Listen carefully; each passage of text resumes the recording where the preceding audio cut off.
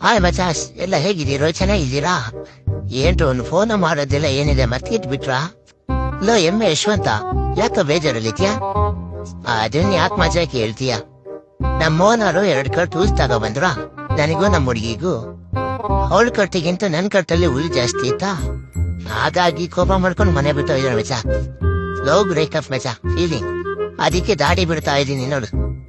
ಅಯ್ಯೋ ಪಾಪ. ಲೋ ಕತ್ತೆ ಕೇಳೋಣ, ನೀನ್ ಯಾಕೋ ಬೇಜಾರಲ್ಲಿದ್ಯಾ? ನಮ್ಮ ಮೋಹನಾರು ನನಗೆ ಊಟ ತಗೊಬಂದ್ರ, ಊಟ ತಗೊಂಡು ಹಾಕ್ಬಿಟ್ಟು ಇದ್ದೇ ನಿಂತ್ಕೊಂಡರೆ. ನನಗೆ ಗೊತ್ತೇ ಇಲ್ಲ. ನನಗೆ ಕಾರಲ್ಲಿ ಓದಿದ್ದೊಂದು ಅಭ್ಯಾಸ, ನಿನಗೆ ಗೊತ್ತು ತಾನೆ. ನಾನು ಊಟ ಮಾಡ್ತಾ ಮಾಡ್ತಾ ಕಾರಲ್ಲಿ ಒತ್ತೇ ಬಿಟ್ಟೆ. ನೋಡಿದ್ರೆ ಅವರಿದ್ರು. ನನಗೆ ಓದಿತೀಯನ ಅಂತ ಹೇಳ್ಬಿಟ್ಟು ಊಟನೇ ಕೊಡ್ತಿದ್ದ ಮಚ.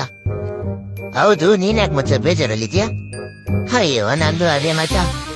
ನಮ್ಮ ನೆಂಟ್ರು ಮನೆ ಅಂತ ಹೇಳ್ಬಿಟ್ಟು 2 ದಿವಸ ಹೋಗ್ಬಿಟ್ಟ ಮಚ. ಹೋಗ್ಬಿಟ್ಟ ನಂಗೆ ಊಟನೇ ಇಲ್ಲ ಏನಿಲ್ಲ ಮನೆ